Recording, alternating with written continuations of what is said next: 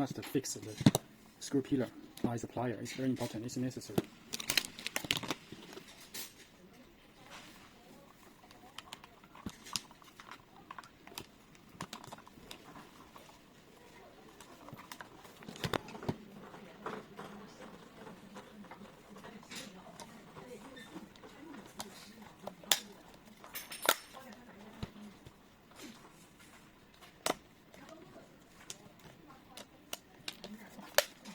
Before installation lock body, you can switch the left to right direction of the lock body.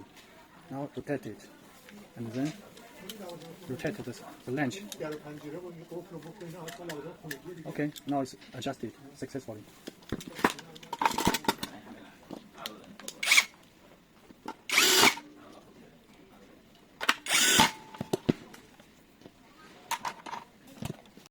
You can also change the left-right direction of the lever handle. It's the right direction now. You take down the screw and rotate, and now you can change it to left direction. Install back the handle. The inside handle is same.